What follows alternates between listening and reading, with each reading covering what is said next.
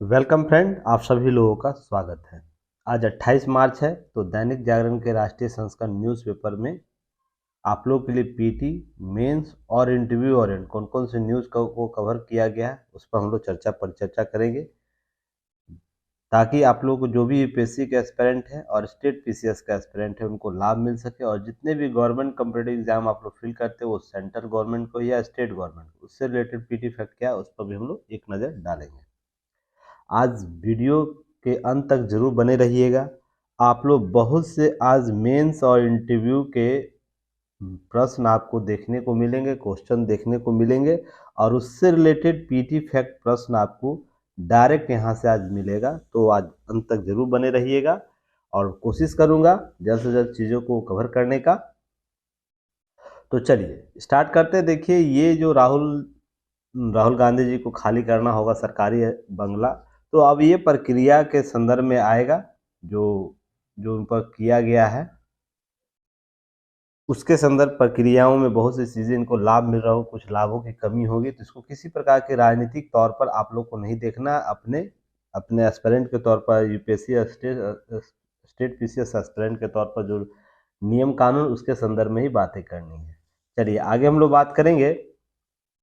अब देखिए, एक बहुत ही महत्वपूर्ण फैसला है। जो ये फैसला है ना, राहुल गांधी जी के साथ भी जुड़ा हुआ है और अरविंद केजरीवाल जी के साथ मुद्दे को भी जुड़ा हुआ है। बहुत सी चीज़ें हैं जो आज फैसले में, अगर सुप्रीम कोर्ट का फैसला आता है, मोहम्मद फैजल जो आपको बहुत से मामलों में दोषी सिद्ध किए गए थे, सुप्रीम कोर्ट फिर केरल हाई कोर्ट द्वारा दोष सिद्धि के दोनों पर रोक लगा दी थी, उससे संबंधित मामले आपको आए थे। जो ये मुद्दा है ना, आपको यूपीएससी के जीएस पेपर 2 में आएगा। लोकतंत्र, निष्पक्ष चुनाव, चुनाव आयोग और विधिक प्रावधान या अयोग्यता से संबंधित जो भी प्रश्न होगा चुनाव में ना, जनप्रतिनिधियों की अयोग्यता से संबंधित वो सारे टॉपिक है ना को कवर करेगा। तो उम्मीद करता हूँ स्टेट पीसीएस के स्टूडेंट भी क्या करेंगे, अपने अपने स्टेट के जीएस पेपर से टैली करेंगे इस टॉपिक को। लोकतंत्र और निष्पक्ष चुनाव कहाँ है, चुनाव आयोग और विधिक प्रावधान जो इसके हैं, तो उससे संबंधित मुद्दे कहाँ कहाँ पर आपको जीएस के पेपर में कवर करते हैं, तो आप लोग मिला लीजिएगा। चलिए अब मुद्दा हम देखेंगे, उसके बाद की नोट्स को देखेंगे। और केजरीवाल जी जो माननीय मुख्यमंत्री हैं दिल्ली, केंद्र शासित प्रदेश दिल्ली के, उनके भी मुद्दे को देखते हुए इसमें ट्रायंगल क्या बन रहा है, सभी मुद्दे पर लोग चर्चा करेंगे। देखिए, राष्ट्रवादी कांग्रेस पार्टी रंगपा के पूर्व सांसद ये रहे हैं मोहम्मद फैजल, लोकसभा सदस्यता की बहाली के मांग पर सुप्रीम कोर्ट को मंगल में सुनवाई होगा। मंगलवार को यह हत्या के प्रयास में 10 वर्ष के कारावास की सजा इनको दी गई थी। बाद में फैजल अयोग्य हो गए थे। आप जानते ही 2 वर्ष से अधिक अगर मामला होगा, सजाप्ता किया जाएगा किसी मामले में, तो उनकी सदस्यता रद्द हो जाती है, जैसा कि आपको राहुल गांधी, लालू प्रसाद यादव के संदर्भ में देखने को मिला होगा। तो यहाँ पर देखिएगा बात यहाँ क्या हुआ है कि सदस्यता रद्द फैजल के जो केरल हाई कोर्ट ने उनकी सजा और दोष सिद्धि दोनों पर रोक लगा दी, इसके बावजूद भी उनकी सदस्यता बहाल नहीं की गई। अर्थात मामला लाया गया था उन पर दोष सिद्धि के लिए, और केरल उच्च न्यायालय हाई कोर्ट के जब मामला गया तो वहां पर इसे दोष सिद्धि कर दिया गया, तो इसके बावजूद भी उनकी सदस्यता बहाल नहीं की गई। तो इसके संदर्भ में लक्षद्वीप के पूर्व जो सांसद है मोहम्मद फैजल, तो उनके मामले अब सुप्रीम कोर्ट में चल रहा है, जिसकी सुनवाई मंगलवार को होती है। इस फैसले के मामले का असर कांग्रेस के नेता, जो वर्तमान नेता है, उन पर भी, राहुल गांधी, उनके मामला पड़ सकता है। मानहानि के मुकदमे में सूरत की एक अदालत 2 वर्ष की सजा के बाद राहुल गांधी की सदस्यता चल गई। ये घटनाक्रम आपको पता ही है। और ये ध्यान रखिएगा, अब जो इनके जो वकील है अभिषेक मनु सिंघवी, उन्होंने प्रधान न्यायाधीश चंद्रचूड़ से 3 सदस्यीय पीठ की बात की है, जहां पर उन्होंने कहा है कि चुनौती देने वाली लक्षद्वीप प्रशासन की याचिका सुप्रीम कोर्ट एक अन्य पीठ में मंगलवार को सुनवाई के संदर्भ में बात करने वाली है। तो ध्यान रखिएगा यहाँ पर। अब मोहम्मद फैजल आर्टिकल 32 के तहत यह मामला लेकर गए हैं, तो यहाँ पर समझिएगा, इनकी मौलिक अधिकार के संदर्भ में भी मामलों का फैसला होने वाला है। क्या जनप्रतिनिधियों के अयोग्यता से संबंधित जो मामले हैं उनके आर्टिकल 32 या 226 के संदर्भ में जो रीट याचिका दायर होती है, क्या उसके मामले जुड़े हुए हो सकते हैं? इन सभी मामलों पक्षों को माननीय न्यायालय के द्वारा लिया जाएगा। तो हम लोग वेट एंड वॉच करेंगे। कुछ टर्मोलॉजी को आप लोगों को बताना है, तो चलिए पहले हम लोग अनुच्छेद 32 के संदर्भ में बात कर चुके हैं, बहुत दफा किए हैं। आर्टिकल 32 जिसमें रिट से संबंधित मौलिक अधिकारों से संबंधित 5 प्रकार के रिट जारी करने का अधिकार प्राप्त है, जिसमें बंदी प्रत्यक्षीकरण होता है, परमादेश होता है, उत्प्रेषण होता है आदि। तो ये सब चीजें दी जाती है। तो कमेंट सेक्शन में बताना है, 2-3 चीजें आप लोग को बताना। आर्टिकल 32 के तहत किस प्रकार के मामलों को लेकर कोई व्यक्ति डायरेक्ट 32 में जाएगा, और 226 के तहत किन मामलों का हनन होता है, तो उसको लेकर है ना हाई कोर्ट जाएगा। और क्या अधिकार प्राप्त है व्यक्तियों को समतुलता के संदर्भ में, यह मैंने पहले भी आपको class Dainik Jagran news analysis paper में कवर किया है, और प्लस आपको जो पॉलिटी क्लास होती है उसमें भी कवर किया। तो उम्मीद करता हूं आप सभी अभ्यर्थी जो मेरे रेगुलर स्टूडेंट है वो आप लोग इसका उत्तर देने का प्रयास कीजिएगा, और उत्तर देने का प्रयास कीजिए। मैं बार बार ये चीजें रिपीट करता हूँ, उत्तर देने का प्रयास कीजिए। बहुत से ग्रुप बने हुए हैं, आप उसका लाभ लीजिए, अन्यथा बहुत सी चीजें चाहते हुए भी हम आपसे नहीं करवा पाएंगे ना। आपको ही करना है, रिजल्ट तो आपको ही लाना है। चलिए इससे संबंधित एक सेकंड मैं इस पर डिस्कस करूं उससे पहले आगे एक मुद्दा है उसको भी देख लेते हैं, साथ में दोनों को टैली कर लूंगा। देखिए सुप्रीम कोर्ट के ने केजरीवाल के खिलाफ कार्रवाई पर भी रोक बढ़ाई है, हालांकि अभी सुनवाई उन पर कुछ दिनों तक टाल दिया गया है। इनका भी मामला देखिए 2014 के संसदीय चुनाव में उत्तर प्रदेश के प्रचार अभियान के दौरान केजरीवाल पर टिप्पणी करने का आरोप है। अभी इनके द्वारा क्या किया गया है, कौन सा रायता फैलाया गया, ये भी देख लीजिए। जो शब्द है ना, आप सुनिएगा ये क्यों ये शब्द यूज किया जाता है। एक माननीय विधायक के द्वारा, एक माननीय सांसद के द्वारा, एक माननीय लोकसभा प्रतिनिधि के द्वारा जो चीजें की जाती है, या माननीय प्रधानमंत्री मुख्यमंत्री के द्वारा अगर शब्दों का प्रयोग किया जा रहा है, लोकतंत्र के इन सभी गतिविधियों से लोकतंत्र की जो साख होती है ना वो कमजोर होती है। तो सोच के देखिएगा कोई मुख्यमंत्री पद पर रहकर कैसे भाषणबाजियां करते हैं। हेट स्पीच का मामला आप लोगों को मैंने पढ़ाया हूँ लास्ट क्लास, जब 2-3 दिन पहले ही पढ़ाया, उनको बैकग्राउंड में रखिएगा आप लोग। दिल्ली के मुख्यमंत्री केजरीवाल जी पर आरोप है कि उन्होंने सुल्तानपुर के जनसभा के भाषण के दौरान क्या किया, वो जो कांग्रेस को वोट देगा मेरा मानना है कि देश के साथ गद्दारी होगी, अर्थात अरविंद केजरीवाल जी के द्वारा ये कही गई बात है। जो भाजपा को वोट देगा उसे खुदा भी माफ नहीं करेगा। अब सोच के देखिए, कोई वोट प्रतिशतता प्राप्त करने के लिए अपनी नैतिक जिम्मेवारी तक भूल चुका है जनप्रतिनिधि। अगर इन सभी मामलों में अगर आपको सजाप्ता कराया जाता है तो फिर आप बोलिएगा लोकतंत्र की हत्या हो रही है। इसी तरीके के मामले आपको राहुल गांधी जी के मामले में देखने को मिला, जहां पर उन्होंने एक मोदी विशेष जातियां हैं उन पर कठोराघात करते हैं। तो बताइएगा, मैं लगातार पहले भी हेट स्पीच के मामले में बोला हूं कि क्या बोला हूं कि आपके मौलिक अधिकार और जनप्रतिनिधि से संबंधित बोलने का अधिकार दोनों अलग है। और मैंने उस दिन क्या बोला था कि जनप्रतिनिधि के जो बोलने का अधिकार है, वाक अभिव्यक्ति स्वतंत्रता, मौलिक अधिकार आर्टिकल 19 का ये जो आर्टिकल है उससे कहीं बेहतर है और सशक्त भी और उच्च भी होना चाहिए, क्योंकि यह जनप्रतिनिधियों की बात रखते हैं। मैं ये लाइन बोला था, पर मैंने उनके साथ ये भी बात बोला था, इस आपेक्ष में सीमा का उल्लंघन नहीं होना चाहिए, सीमा का उल्लंघन नहीं होना चाहिए। अर्थात आपको है ना, बहुत से लोग फॉलो करते हैं, आपको अनुसरण करते हैं, लाखों करोड़ लोग अनुसरण करते हैं, तो आपकी भाषा है ना लोकतंत्र के मजबूती का एक अस्त्र बनना चाहिए कि लोकतंत्र कैसे मजबूत होगा। मैंने कल प्रश्न पूछा था, बहुत से लोगों में से केवल 1-2 लोग ही आंसर भेजे, जिसमें मैंने पूछा था ना, तमाम कोशिशों के बावजूद भी, चुनाव आयोग के तमाम कोशिशों के बावजूद भी क्या ऐसे कारण है जिसमें मतदाता के मतदान करने का प्रतिशत में वृद्धि दर्ज नहीं हो रहा। उसमें सबसे बड़ा प्रमुख कारण यही है। ये सब जो कारण है ना, हेट स्पीच के मामले हो या इस प्रकार के मामले जो आपको देखने को मिलते हैं, यह सबसे बड़ा कारण है, क्योंकि लोकतंत्र की साख को यह कमजोर करता जाता है। तो यहाँ पर ध्यान रखिएगा, ये मामले ध्यान रखिएगा। अब इनको भी सजा होगा। तो जनप्रतिनिधि कानून 125 याद रखिएगा कि तहत अपराध है यह भीषण भाषण के दौरान। याद रखिएगा 4 मई 2014 को इस मामले में एफआईआर दर्ज की गई है।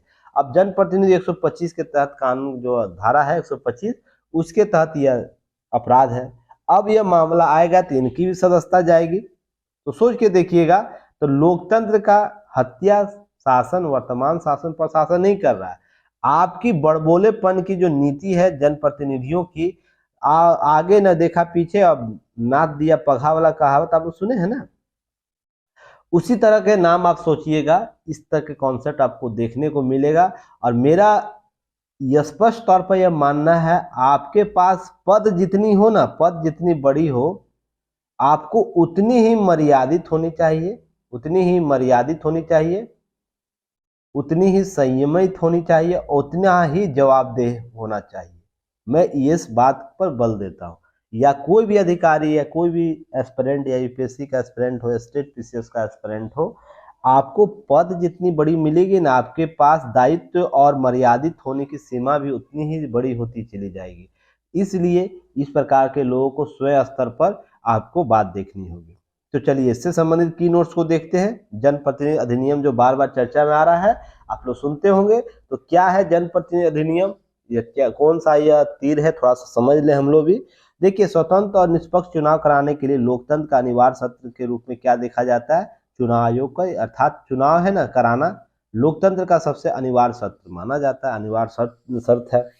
तो इसके लिए स्वतंत्र निष्पक्ष चुनाव तरीकों को, चुनाव का संचालन सुनिश्चित करने के लिए, कराने के लिए संविधान निर्माताओं द्वारा भाग है ना, आपको 15 याद रखिएगा, भाग 15 अनुच्छेद 324 से 329 के बीच क्या है, संसद और विधानसभा चुनावों के लिए विनियमित करने के लिए आपको चुनाव आयोग का कॉन्सेप्ट दिया गया, ध्यान रखिएगा। और भारत में चुनाव आयोग, इलेक्शन कमीशन जो है, उनके लिए ध्यान रखिएगा, स्वतंत्र और निष्पक्ष चुनाव का प्रहरी माना जाता है चुनाव आयोग को। इसके बाद अनुच्छेद 324 चुनाव आयोग की स्थापना का प्रावधान करता है। ये सब बेसिक है, चीजें आपको याद होनी चाहिए, इसलिए रिकॉल कर दे रहा हूँ ताकि आपको चीजें याद हो जाए। और स्वतंत्र निष्पक्ष चुनाव के लिए संसद जनप्रतिनिधि आरपीए एक्ट 1950, जनप्रतिनिधि अधिनियम 1961, और एक और याद रखिएगा, जनप्रतिनिधि अधिनियम संशोधन अधिनियम 1961 को याद रखना है, ठीक ना। कम से कम ये दो तो याद ही रहना चाहिए। और आप लोग को याद होगा, मेरे जो युक्ति है, इसके जो स्टूडेंट, उनको एक बार मैं बोला था, जैसे आप लोग बेयर एक्ट पढ़ते हैं ना, संविधान याद रखते हैं, वैसे ही आपको क्या याद रखना, जनप्रतिनिधि अधिनियम को। क्यों? क्योंकि जब आप पढ़ाई कर रहे हैं, जब आपको चयन लेना है, तब भी इसकी आवश्यकता होगी। जब आप फील्ड में वर्क करेंगे, वर्क करने लगेंगे, तो भी इस एक्ट का जरूरत पड़ेगा, क्योंकि हर कुछ दिनों के बाद आपको चुनाव से संबंधित मुद्दों को उसका वर्क करना होगा, चुनाव कहीं कराना होगा। तो ये जनप्रतिनिधि के सारे एक्ट आपको याद होने चाहिए। तो ध्यान रखिएगा, मैंने उस दिन भी बोला था, आज भी बोल रहा हूँ कि आप लोग जनप्रतिनिधि अधिनियम 1951 के चीजों को एक बार रिकॉल जरूर कर लीजिएगा। मैं पीडीएफ आप लोगों को सेंड कर दूंगा ग्रुप में पुनः, तो चीजें आप लोग अच्छे तरीके से देख लीजिएगा। चलिए, अब हम जनप्रतिनिधि अधिनियम 1950 के संदर्भ में चर्चा करते हैं। तो यह लोकसभा और राज्य विधानसभा के विधान परिषदों सीटों के आवंटन का प्रावधान करता है। सबसे पहले याद रखिएगा, जनप्रतिनिधि अधिनियम 1950 यह मतदाताओं की योग्यता निर्धारित करता है। तो अब चलिए क्वेश्चन का उत्तर बताइए। वर्तमान में मतदाताओं को वोट देने का अधिकार प्राप्त है, तो उम्र सीमा क्या है? यह उम्र सीमा किस संशोधन द्वारा प्राप्त हुआ, किस संविधान संशोधन द्वारा प्राप्त हुआ, जो वर्तमान उम्र सीमा है, ठीक ना। और इसको किस संविधान अनुच्छेद के तहत संरक्षित किया गया है, ये भी मुझे बताइएगा। चलिए नेक्स्ट बात करेंगे। यह मतदाता सूची तैयार करता है, खाली सीटें भरने के तरीके के लिए प्रक्रियाओं का निर्धारण करता है, और निर्वाचन क्षेत्रों के परिसीमन प्रक्रियाओं को निर्धारित करता है। यह रिप्रेजेंटेटिव एक्ट के महत्वपूर्ण आपको प्रावधान है 1950 के। अब ध्यान रखिएगा, परिसीमन अनुच्छेद 82 के तहत संसद के प्रत्येक जनगणना के बाद परिसीमन अधिनियम बनाती है। तो कितना है आर्टिकल संविधान का आर्टिकल 82 के तहत। अब चलिए हम लोग महत्वपूर्ण एक्ट, जिसका बार बार चर्चा में आप लोग को देखने को मिलता, अयोग्यता से संबंधित। तो ध्यान रखिएगा कि यहाँ पर अयोग्यता से संबंधित मामले 1951 में लोक जनप्रतिनिधि अधिनियम या जन प्रतिनिधि अधिनियम, रिप्रेजेंटेटिव एक्ट जो है 1951, उसकी चर्चा करेंगे। इससे सबसे पहले याद रखिएगा, संसद के सदनों, प्रत्येक राज्य के विधानमंडलों दोनों सदनों या सदनों के चुनाव का संचालन करने से संबंधित नियम है। उस सदन की सदस्यता के लिए योग्यता और अयोग्यता से संबंधित प्रावधान आपको इस एक्ट में मिलेंगे। तो आपसे क्वेश्चन पूछ सकता है, सांसदों के सदस्यता, सदनों के सदस्यता अर्थात राज्य संसद के सदन हो गए, लोकसभा राज्यसभा हो गया केंद्र के स्तर पर, राज्य के स्तर पर आपको विधानमंडल जो होता है जिसमें विधानसभा और विधान परिषद होता है, वहां पर आपको उसके सदस्य की योग्यता अयोग्यता संबंधित प्रावधान लोक जनप्रतिनिधि अधिनियम 1951 में है, न कि 1950 के एक्ट में है। तो ध्यान रखिएगा, आपको यहाँ पर चीजें अलग करके रखनी है। उसके बाद आपको चुनाव संचालन के प्रशासनिक मशीनरी की संरचना के बारे में विवरण देता है। इसके अतिरिक्त ऐसे चुनाव को संबंध में ध्यान रखिएगा, ऐसे चुनावों के संबंध में उत्पन्न होने वाले संदेहों विवादों के निर्णय से संबंधित अधिकार इसे देता है। राजनीतिक दलों के पंजीकरण से अधिकार देता है। और रिक्त जो सीट है उस पर उपचुनाव कराने से संबंधित महत्वपूर्ण प्रावधान आपको इसमें शामिल है 1951 के एक्ट में। तो चलिए अब हम बात करेंगे लोकसभा की सदस्यता की योग्यता क्या होनी चाहिए। तो याद रखिएगा, एक अधिनियम के अनुसार एक व्यक्ति लोकसभा के सीट भरने के लिए चुने जाने योग्य नहीं होगा जब तक, कब नहीं योग्य होगा, जब निम्न स्थितियां देखने को मिलेगी। तो पहली स्थिति देखिएगा, वह किसी भी राज्य के किसी भी अनुसूचित जाति का सदस्य है और किसी संसदीय निर्वाचन क्षेत्र के लिए एक निर्वाचक है, या किसी भी राज्य अनुसूचित जाति के लिए अनुसूचित क्षेत्र के मामले में संबंधित मामलों को अगर किसी प्रकार से आप उल्लंघन करता है तो उसके लिए आप अयोग्य घोषित कर दिया जाएगा। वह किसी भी राज्य के किसी भी अनुसूचित जनजाति का सदस्य है और अनुसूचित जाति के आरक्षित सीट के मामले में याद रखिएगा, अगर किसी भी संसदीय निर्वाचन के लिए एक मतदाता है तो भी आपको अयोग्य मान लिया जाएगा, अयोग्य नहीं माना जाएगा, उसको ध्यान रखिएगा। इसके बाद वह किसी भी संसदीय निर्वाचन क्षेत्र का निर्वाचक होता है तो अन्य सीटों के लिए मामले में योग्य माना जाएगा, अर्थात वह इन मामलों में आपको योग्य होगा। चलिए नेक्स्ट हम बात करेंगे राज्यसभा के लिए अयोग्यता क्या है। तो वह किसी भी राज्यसभा किसी भी राज्य या केंद्र शासित प्रदेश के प्रतिनिधि के चुने जाने योग्य नहीं होगा। तो क्या होगा, वह संसदीय निर्वाचन क्षेत्र के निर्वाचक न हो सकेगा। ये मामला आपको समझ के रखना है। तो इसके अतिरिक्त योग्यता के लिए अन्य क्या आधार है, तो क्या हो सकता है कि उपरोक्त जो भी प्रावधान दिए गए उसके अतिरिक्त एक व्यक्ति विभिन्न आधारों पर अयोग्य ठहराया जा चुका है। तो कैसे ठहराया जाएगा, जैसे लाभ का पद, आपको मैं पहले भी कवर कर चुका, भ्रष्ट आचरण, किसी अपराध के लिए दोष सिद्धि, या कम से कम 2 वर्ष की सजा का प्रावधान उसे प्राप्त हो चुका है, कारावास मिल चुकी है, तो भी इन आधारों को उन्हें अयोग्यता घोषित कर दिया जाएगा। ये आप लोग लगातार सुन रहे होंगे। भ्रष्ट आचरण क्या, अब सारे एक्ट में भ्रष्ट आचरण आप लोग बार बार सुनते होंगे, तो भ्रष्ट आचरण क्या है, भ्रष्ट आचरण क्या है, ये सब सुनते होंगे ना। तो यहाँ पर देखिएगा, रिप्रेजेंटेटिव एक्ट 1951 की धारा 123 अनुचित प्रभाव, रिश्वतखोरी, धार्मिक भावनाओं को भड़काने, बूथ कैप्चरिंग आदि जैसे भ्रष्ट आचरणों को परिभाषित करती है, या चुनाव आयोग भी निर्धारित कर सकती है भ्रष्ट आचरण क्या है, उस पर नियम लगा सकती है। अब चुनाव विवाद देख लेते हैं क्या है। तो याद रखिएगा, जनप्रतिनिधि संशोधन अधिनियम 1966 के चुनाव के न्यायाधिकरण को समाप्त कर दिया गया है और इसके बाद इसके चुनाव याचिकाओं के उच्च न्यायालयों को स्थानांतरित कर दिया है। इसके आदेशों की अपील उच्चतम न्यायालय में की जा सकती है। नोट याद रखिएगा, राष्ट्रपति और उपराष्ट्रपति के चुनाव संबंधित विवाद सीधे सर्वोच्च न्यायालय में सुने जाते हैं। अब यह मामला है कि पहले क्या था, 66 से पहले चुनाव न्यायाधिकरण होते थे, अर्थात जैसे आप लोग कैट सुनते होंगे ना, सेंट्रल एडमिनिस्ट्रेशन कैट देखते हो, स्टेट एडमिनिस्ट्रेशन ट्रिब्यूनल देखते हो आप लोग, सुनते हो। हाल ही में मैंने इस पर चर्चा भी किया था, प्रशासनिक अधिकरण। ऐसे ही चुनावों के लिए भी अधिकरण हुआ करता था, अर्थात चुनाव से संबंधित विवादों के समाधान ढूंढने के लिए इस प्रकार के अधिकरण का गठन किया गया था। पर इस संशोधन के द्वारा, 66 के संशोधन के द्वारा, अब इसे स्थानांतरित कर क्या उच्चतम न्यायालय अर्थात हाई कोर्ट और सुप्रीम कोर्ट को दे दिया गया यह अधिकार। पर याद रखिएगा, जब भी राष्ट्रपति या उपराष्ट्रपति संबंधित कोई विवाद होगा तो इसमें सुप्रीम कोर्ट ही विवाद को सुनेगा, हाई कोर्ट नहीं सुनता है। नोट याद रखना है बस। चलिए नेक्स्ट हम बात करेंगे इसके अतिरिक्त प्रावधान क्या है।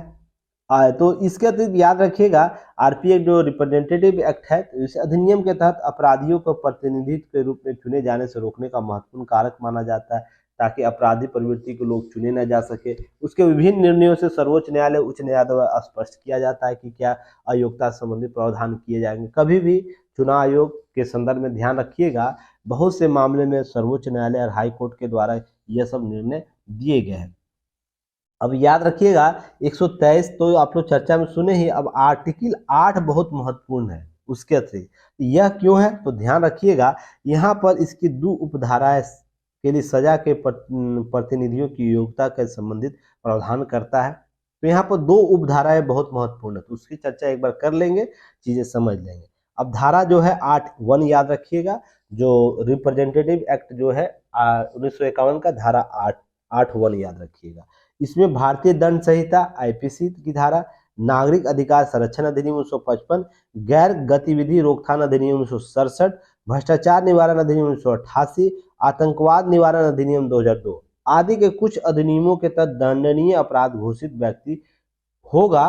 तो ध्यान रखिएगा, तो याद रखिएगा, अगर वो व्यक्ति होगा तो अयोग्य घोषित माना जाएगा। यहाँ पर अयोग्य घोषित, जहाँ दोषी व्यक्ति की सजा की सुनवाई की जाती है, सुनाई की है।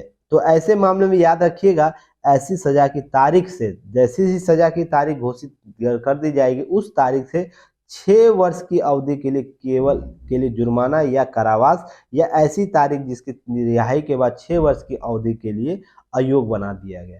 सिंपल सा ये समझिएगा, तारीख को घोषणा के साथ ही वो क्या होगा, 6 वर्ष के लिए अयोग्य माना जाएगा।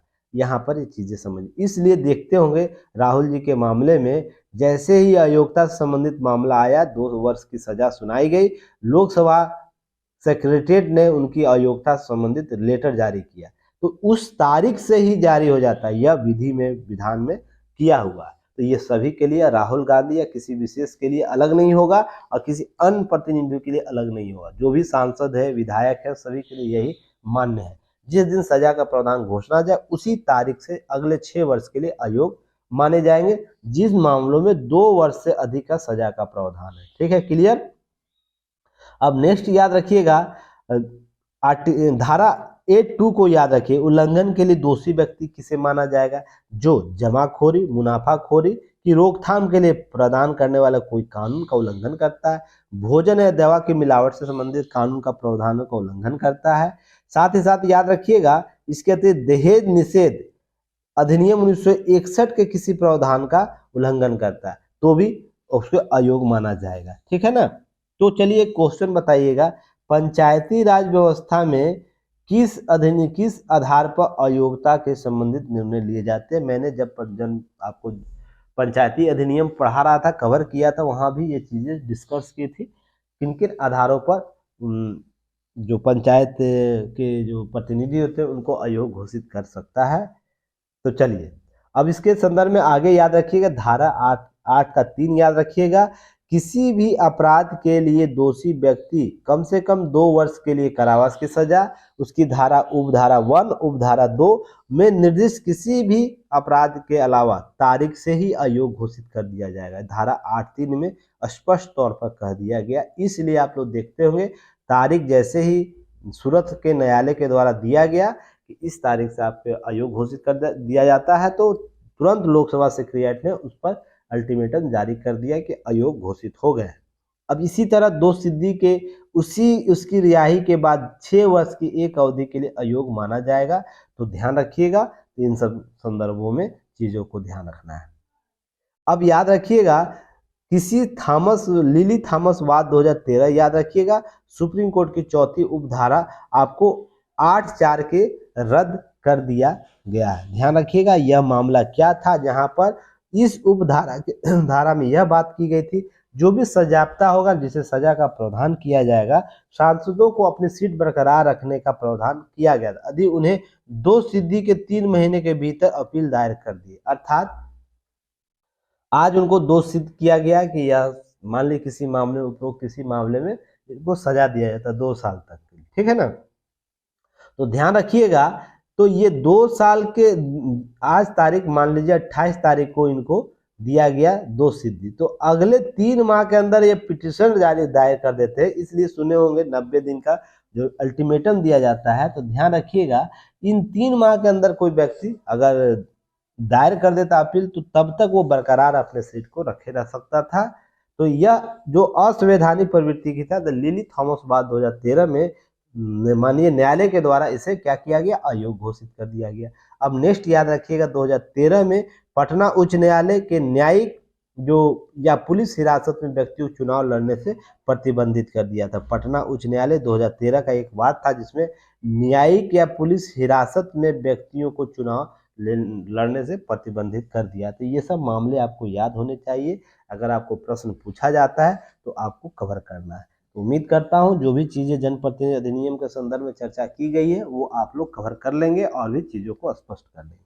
चलिए, नमीबिया से जो लाई गई मादा चीता है सासा की मौत हो गई है, उनके किडनी में इन्फेक्शन हो गया था। तो चीता पुनर्वास योजना के तहत दक्षिण अफ्रीका जो नमीबिया से लाया गया है, 8 चीतों के शामिल मादा जो थी वो उनकी मौत हो गई है। तो यहाँ 2-3 प्रश्न का उत्तर दीजिएगा।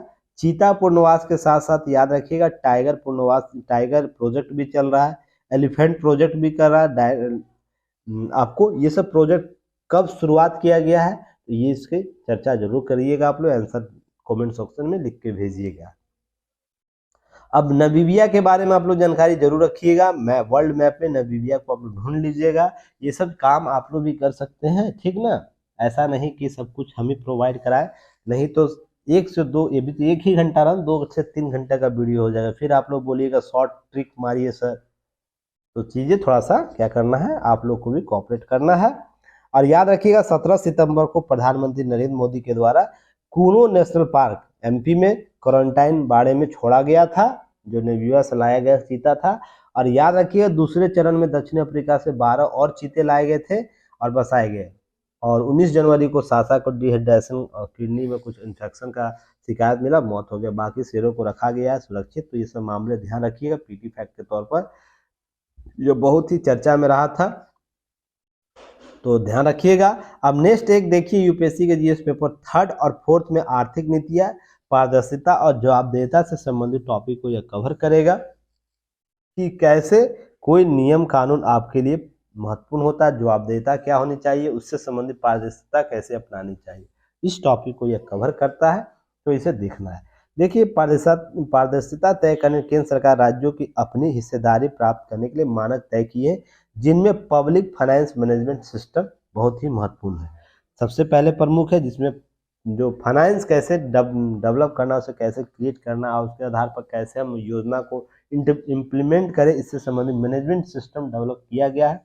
तो ये एक्ट जो है ध्यान रखिएगा, ऐसी अहम योजनाएं जिनमें मौजूदा वित्तीय वर्ष में 10 माह से में आवंटित धन का आधा हिस्सा भी खर्च नहीं हुआ, इनमें केंद्र की महत्वाकांक्षी योजना स्वच्छ भारत मिशन शामिल है और 46%, 46.90% रकम भी खर्च नहीं किया गया। ध्यान रखिएगा इतना महत्वपूर्ण योजना है। तो राज्यों के द्वारा स्वच्छ भारत अभियान के तहत जो आवंटित राशि है उसका सिर्फ 46%, लगभग 47% ही रकम खर्च हुई है, बाकी शेष अभी ऐसे ही आपको पड़ी हुई उनके खाते में।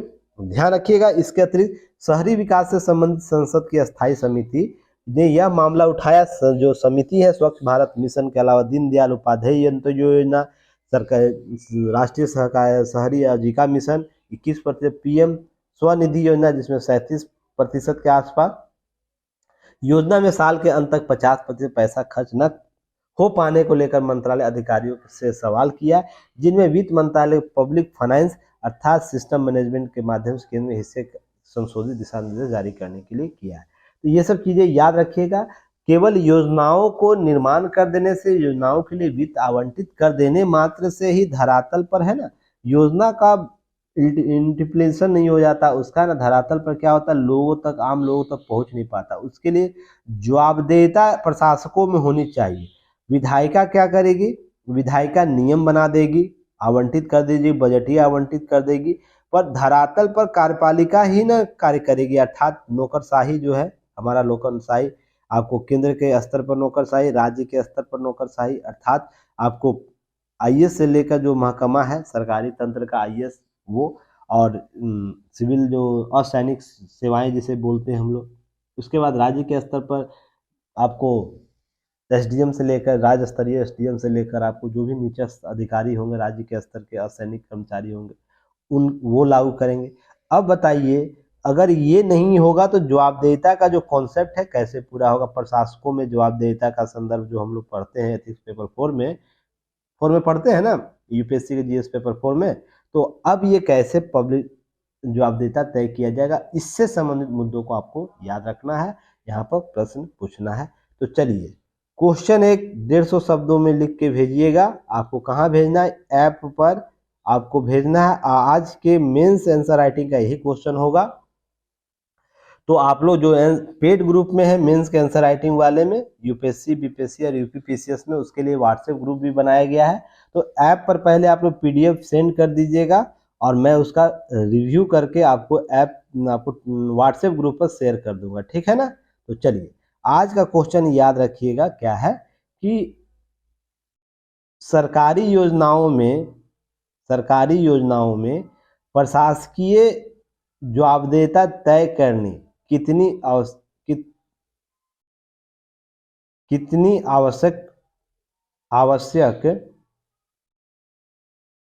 आवश्यक तंत्र के रूप में देखा जाना चाहिए।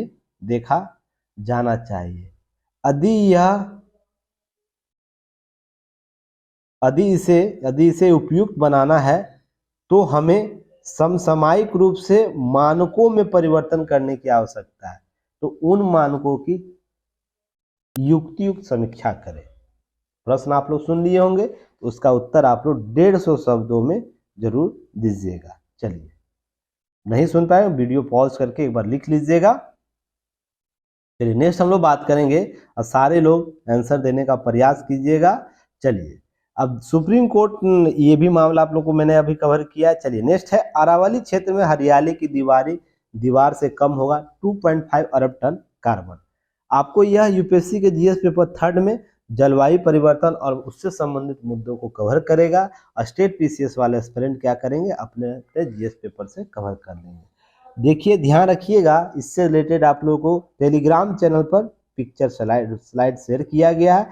अरावली की बात की जाए तो अरावली का क्षेत्र यह है, तो इसके आसपास के क्षेत्रों में 1400 किलोमीटर 5 किलोमीटर का एक किया जाएगा, पट्टी का निर्माण किया जाएगा, जिसे हम लोग अरावली पट्टी के तौर पर भी जान रहे हैं। या देखिए यहाँ पर नाम दिया गया ग्रीन वॉल प्रोजेक्ट का रूप भी हम लोग नाम जानते हैं इसका। इनका प्रधानमंत्री नरेंद्र मोदी का एक ड्रीम प्रोजेक्ट है जो 2019 में चर्चा शुरू हुई थी और केंद्रीय जो वन मंत्री हैं और पर्यावरण जलवायु परिवर्तन मंत्री भूपेंद्र सिंह 25 मार्च को टीकली में पौधारोपण कर इसका शुभारंभ किया है। और यह लगभग 5 किलोमीटर तक, अर्थात अरावली पर्वत होगा ना, तो इसका एक 5 किलोमीटर का पट्टी बनेगा, जिसमें है ना 1400 किलोमीटर तक, अर्थात ये 5 किलोमीटर होगा और ये 1400 किलोमीटर तक क्या होगा, पौधारोपण किया जाएगा, जिसमें आपको 63 लाख हेक्टेयर भूमि आपको इसमें कवर होगा। दोनों तरफ भूमि लगेगी। ध्यान रखिएगा पौधे लगाए जाएंगे, जिससे क्या होगा, यह जो प्रोजेक्ट है 2030 तक पूरा होना की संभावना है। तो ध्यान रखिए इससे दीवार बनने से केवल प्रदूषण दूर ही का स्तर कम नहीं होगा, बल्कि राजस्थान में आने वाली धूल भरी आंधी से निजात पड़ेगा। आप लोगों को पता है राजस्थान में धूल भरी आंधी कहाँ से आती है, पाकिस्तान जैसे क्षेत्रों, अफगानिस्तान जैसे क्षेत्रों से आती है। साथ ही थार के भूमि से भी आपको धूल भरी आंधी वहां जाती है। तो क्या होगा आपको पता ही है ना, आप एक वीडियो देखिएगा जाके यूट्यूब पर। क्या देखना है, जैसे समुद्र में कोरल रीफ कैसे सुरक्षा करता है समुद्री तट का, वैसे ही इस प्रकार की जो पट्टी है ना, इस प्रकार से पट्टी पर्यावरणीय दृष्टि से कितनी महत्वपूर्ण है इन क्षेत्रों, मरुस्थलीय क्षेत्रों में। तो ध्यान रखिएगा, आपको संदर्भ समझ में आ जाएगा कैसे कोरल रीफ समुद्री तट को सुनामी से बचाता है, या महासागरीय धाराओं के जो तीव्र धारा होती है उससे कैसे सागरीय तट को बचाता है। सेम वैसे ही आपको यह भी पट्टी हमें आपको अरावली क्षेत्रों में धूल भरी आंधी से बचाएगा। यह महत्वपूर्ण एक कारक के तौर पर समझ सकते हैं। देखिए समझने के लिए चीज़ों को एक दूसरे से कोऑर्डिनेट कीजिएगा, चीज़ें स्पष्ट हो जाएंगी। चलिए हम लोग नेक्स्ट बात करेंगे, उससे पहले 2-3 प्रश्न का उत्तर बताइए। पहला क्वेश्चन है, कब तक भारत सरकार के द्वारा कार्बन मुक्त ऊर्जा का उत्पादन का लक्ष्य रखा है। अभी हम लोग नवीकरणीय ऊर्जा स्रोत के हम लोग कितना स्तर प्राप्त कर चुके हैं, नवीकरणीय ऊर्जा का जो टारगेट था वो कितना प्राप्त हो चुका है, और साथ ही साथ हाल ही में जलवायु परिवर्तन से संबंधित लाइफ योजना की घोषणा की गई है। यह कब की गई है, किनके साथ की गई है और इसका लक्ष्य क्या है। चलिए ये सब कॉन्सेप्ट आप लोग आंसर राइटिंग में कर दीजिएगा ताकि मैं चीज़ों को कवर कर सकूं। कमेंट सेक्शन में कीजिएगा, यूट्यूब के कमेंट सेक्शन में। और युक्ति आईएएस के चैनल पर लोग करते हैं, विजडम एजुकेशन के जो भी अभ्यर्थी सुनते हैं मुझे हैं, उनको भी जरूर करना चाहिए। इससे क्या होगा, टू वे कम्युनिकेशन होगा। आप न्यूज़ क्या पढ़ रहे हैं, क्या समझ रहे हैं, इसके बीच के अंतर होना बहुत ज़रूरी है। मैं खुद रिव्यू करता हूँ सारे लोगों को। अभी लग रहा होगा कि 1 घंटे का वीडियो है। 1-2 लोगों का कमेंट आया था कि रवि सर जैसे करते थे न्यूज एनालिसिस वैसे टू द पॉइंट करना है। तो सर की अपना एबिलिटी थी, अपनी क्वालिटी, मेरी अपनी एबिलिटी क्वालिटी है। मैं आपको क्या करता हूँ, सिलेबस को कवर करवाता हूँ, किस तरीके से टॉपिक वाइज चीज़ों को कवर करके एक पेपर में आपको कम से कम 3 से 4 टॉपिक को डेली कवर करता हूँ। तो वीडियो ऑटोमेटिक लंबा होगा, इसलिए मेरा जो दैनिक जागरण न्यूज़पेपर एनालिसिस है कंप्लीट आपको एक पैकेज देगा आपके जीएस को मजबूत करने में। तो सर जो कराते थे केवल टू दी पॉइंट चीज़ों को कवर करते थे, क्योंकि चीज़ें आपको समझने की जरूरत है कि क्या आपको केवल पीटी क्लियर करना है या मेंस भी क्लियर करना है। तो इस चीज़ को समझिएगा और ध्यान रखूंगा आगे इन सब चीज़ों को सुधार करने का। अब विकिलीक्स मामलों में दोषी रिहाई पर केंद्र और गुजरात सरकार को नोटिस दिया है जो आपको सुप्रीम कोर्ट के द्वारा। तो ध्यान रखिएगा, मामला सुप्रीम कोर्ट पहुंचा हुआ, स्वतः जमानत पर रिमांड में अवधि शामिल होगी, ये सब बातें की गई है। विकिलीक्स मामलों पर मैंने आप लोगों को न्यूज एनालिसिस किया हूँ, इसका लिंक मैं आप लोग को प्रोवाइड करा दूंगा। सारे विकिलीक्स मामलों के जो मामले हैं, क्यों क्या था मामला, किस प्रकार से निर्णय लिया गया, क्या अनुचित उचित है, सभी मामलों पर चर्चा की जा चुकी है। संवैधानिक अधिकार क्या है, विधिक अधिकार क्या है, सभी पर चर्चा की गई है। तो आप उस वीडियो को एक बार लिंक देख लीजिएगा, चीज़ें कवर हो जाएंगे। एक न्यूज़ को बार बार देखने की जरूरत है, जो लोग देख चुके हैं बस अपने पीडीओ को एक बार रिकॉल कर लेंगे, चीज़ें कवर हो जाएंगी। चलिए नेक्स्ट हम बात करेंगे। एक देखिए बहुत बड़ा संवैधानिक प्रश्न आप लोगों के सामने बार बार, इस बार मान के चलिए इंटरव्यू में है ना, अगर 10 क्वेश्चन पूछा जा रहा है, उसमें से 10 अभ्यर्थियों से प्रश्न पूछा जा रहा है, तो मान के चलिए कम से कम 4 से 5 लोगों से न यह सवाल किया जाएगा संवैधानिक अधिकारों का, जिसमें इसके 2 से 4 लोग हो, इसके न पक्ष या विपक्ष में प्रश्न पूछे जाएंगे। मैं आप लोग को गेस कर रहा हूँ, इसको ध्यान से अच्छे से पढ़ के जाइएगा। जो भी इंटरव्यू अगला इंटरव्यू देने वाले हैं, संवैधानिक अधिकार किस प्रकार से हनन हो रहे देश के संवैधानिक अधिकार जो बार बार अध्यक्ष विपक्ष के द्वारा लगाया जा रहा है, तो आपसे यह प्रश्न किया जाएगा।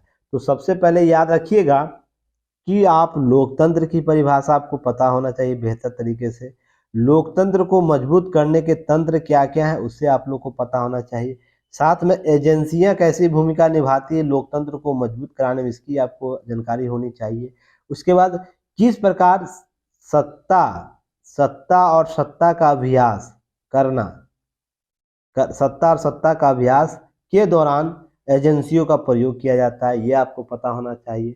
और क्या आपको लगता है कि एजेंसियां पूर्णतः होकर संवैधानिक अधिकारों का हनन कर रही है, ये भी आपके पास पता होना चाहिए। तो आप ये सब चीज़ों को आंसर दे पाएंगे। और पहले के न्यूज एनालिसिस में इन सभी चीज़ों पर कवर किया जा चुका है, तो आप लोग जरूर प्रयास कीजिएगा इन सब चीज़ों को कवर करने का। चलिए नेक्स्ट हम बात करेंगे, बिम्स्टेक सम्मेलन में खाद्य सुरक्षा और पर्यटन को लेकर गहनता से चर्चा हुआ है। तो आप लोग आगे मैं चर्चा करूँ उससे पहले क्या करना है, यूट्यूब चैनल को जरूर सब्सक्राइब करना है, शेयर करना है और सपोर्ट करना है। कमेंट सेक्शन में जो भी प्रश्न पूछे जा रहे हैं पीटी फैक्ट, उसका उत्तर दीजिए। और मेंस से संबंधित 150 शब्दों में जो प्रश्न पूछा जा रहा है उसका पीडीएफ आप लोग युक्ति आईएएस के ऐप पर शेयर कीजिएगा, कम्युनिकेशन ग्रुप में आप लोग शेयर कर सकते हैं, ठीक है ना। और जो पैकेज खरीदे हुए पैकेज वाले ग्रुप में करिएगा।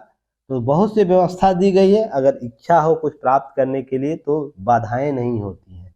अगर आप लोग अभी नहीं कीजिएगा तो कभी नहीं कर पाइएगा, क्योंकि चीज़ें है ना, चीज़ें विपरीत लगातार होती चली जाएगी। तो आप लोग प्रयास कीजिए, सुविधा दी गई है और बहुत लो प्राइस पर चीज़ें अवेलेबल कराई जाती है, तो उसका लाभ लीजिए। अब चलिए बिम्स्टेक सम्मेलन की बात कर लेते हैं हम लोग। खाद्य सुरक्षा पर्यटन को लेकर गहनता से चर्चा की गई। यह यूपीएससी के जीएस पेपर 2 में आपको क्षेत्रीय संगठन और पड़ोस नीति से संबंधित टॉपिक को कवर किया जाए। क्षेत्रीय संगठन कहने का अर्थ मतलब यह होता है, दो प्रकार के संगठन होते हैं अंतर्राष्ट्रीय स्तर पर। एक अंतर्राष्ट्रीय संगठन होता है जिसमें विश्व के सभी लगभग देश, सभी देश अलग अलग कंटिनेंट के, अर्थात जैसे अलग अलग जो हमारा महाद्वीप है सभी के इसमें सदस्य होंगे। और क्षेत्रीय संगठन कहने का अर्थ मतलब कि कुछ खास क्षेत्रों का, अर्थात मान लीजिए भारतीय उपमहाद्वीप का होगा, यूरेशिया क्षेत्र का होगा, या मंगोलियाई क्षेत्र का होगा, या अफ्रीकन कंट्री होंगे, अलग अलग अपने स्तर पर क्या करेंगे, संगठन बनाते, तो उसे क्षेत्रीय संगठन कहा जाता है। अरब कंट्री होंगे, अफ्रीकन, आपको अमेरिकन कंट्री होंगे, यूरोपियन कंट्री होंगे, ऑस्ट्रेलियाई कंट्री होंगे। इस प्रकार से आप लोग ध्यान रखिएगा। इस प्रकार से क्षेत्रीय भूमिका के संदर्भ में जो क्षेत्रीय संगठन मिलता है, बनता है, उसे क्षेत्रीय संगठन के रूप में जानते हैं। तो नहीं तो कंफ्यूज मत होइएगा, मुझे पता आप लोग बहुत कंफ्यूज होंगे इन सब चीज़ों को लेकर, क्योंकि आपको पीएसआई के जो इंटरनेशनल रिलेशनशिप के जो कॉन्सेप्ट है उसको भी तो पता होना चाहिए ना। तो देखिए कोलकाता में क्या हुआ, आपको संपन्न हुआ बिम्स्टेक का 2 दिवसीय सम्मेलन, जिसमें खाद्य पर्यटन से संबंधित लेकर चिंता गहनता से चर्चा की गई है। याद रखिए बिम्स्टेक जो बंगाल की खाड़ी है के देशों का संगठन है, जिसमें बांग्लादेश, भारत, भूटान, नेपाल, श्रीलंका, म्यांमार, थाईलैंड शामिल है। अब याद रखिएगा इसके बनस्पत पहले सार्क संगठन भारत में है, जिसमें पाकिस्तान और अफगानिस्तान को जोड़ दिया जाए तो याद रखिएगा यह भारतीय उपमहाद्वीप का आपको संगठन है सार्क। तो एक क्वेश्चन का उत्तर आप लोग दीजिएगा, सार्क की स्थापना कब की गई है, इसके सदस्य देश कौन कौन है, इसका उद्देश्य क्या है, मुख्यालय क्या है, और भारत सार्क के किस संगठन का यानी किस विभाग में हिस्सेदारी अपना करता है, और लास्ट सार्क संगठन का जो सम्मेलन होता कब हुआ था। तो चलिए इन सभी प्रश्नों का उत्तर देने का प्रयास कीजिएगा। तो हम बिम्स्टेक पर आते हैं। तो आप इसका याद रखिएगा, इसकी स्थापना 6 जून 1997 को बैंकॉक में हुई थी, याद रखिएगा।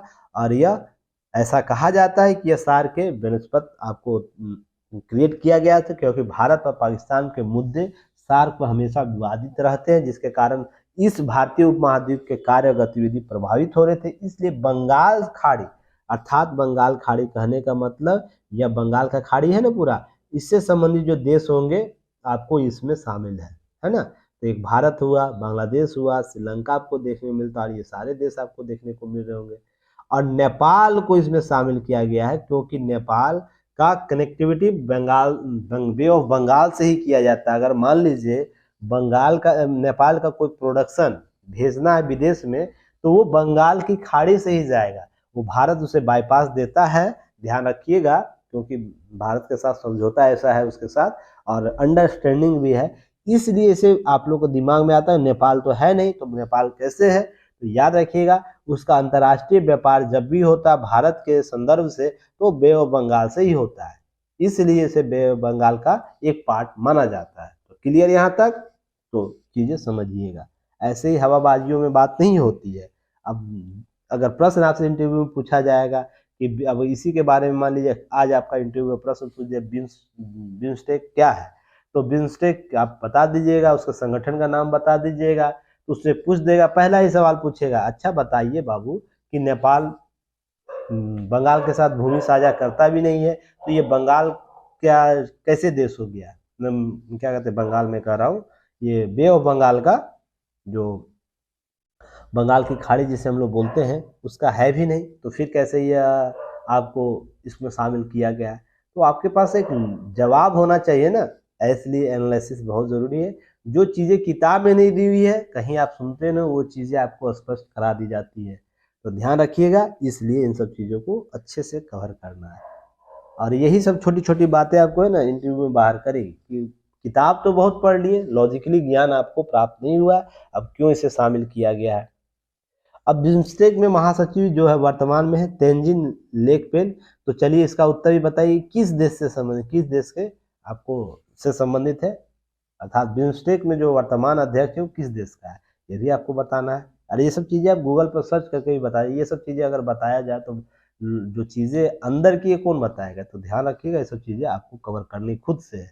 दक्षिण एवं दक्षिण अफ्रीका पूर्वी देश के बीच संपर्क बढ़ाने के लिए वाणिज्यिक रास्ते खोलने का प्रयास किया गया है। एक क्वेश्चन और बताइएगा, भारत आपको है ना एक रोडवेज बना रहा है ये इन क्षेत्रों से जुड़ने के लिए, तो उस रोड का क्या नाम है? पहले भी मैंने आप लोग चर्चा किया हो, तो उस रोड का नाम बताना। मैं रोड का नाम नहीं बताऊंगा।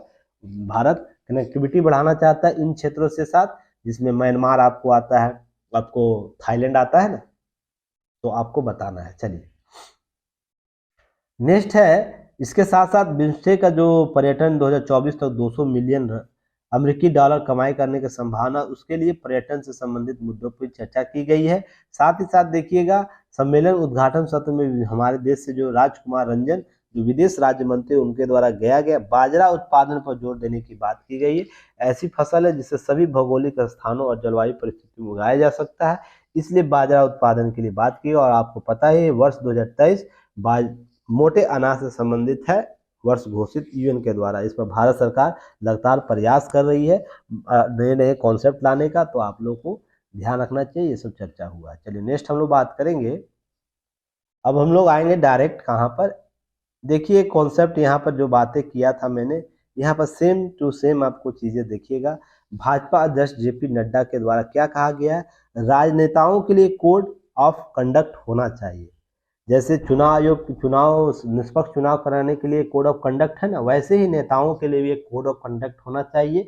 नेताओं को इस बात का पता होना चाहिए कि हमें क्या करना है, हमें क्या नहीं करना है, क्या उचित है और क्या अनुचित है, इसकी स्पष्टता आपको जानकारी होनी चाहिए। जनप्रतिनिधि का अर्थ यह बिल्कुल भी नहीं है केवल जन की आवाज के संदर्भ में राजनीतिक पूर्तियां करें।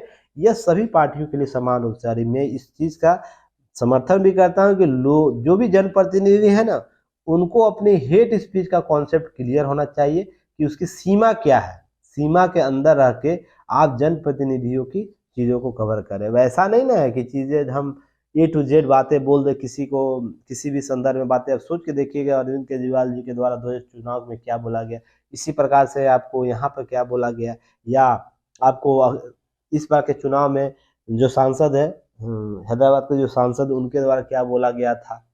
तो ये सब हेट स्पीच के मामले हैं, तो एक सीमा जरूर निर्धारित होनी चाहिए जिसके आधार पर चुनाव आयोग स्वतः इस पर संज्ञान ले ले। तो ये सब चीज़ें ना न्यायालय में जानी नहीं चाहिए, क्योंकि व्यक्तिगत अगर सुधार हो जाए तो फिर न्यायालय का मामला तो ये सब समाप्त हो जाएगा ना, पर लोग सुधरेंगे नहीं, वोट प्रतिष्ठा प्राप्त करने के लिए सीमाएं ही लांग देते हैं।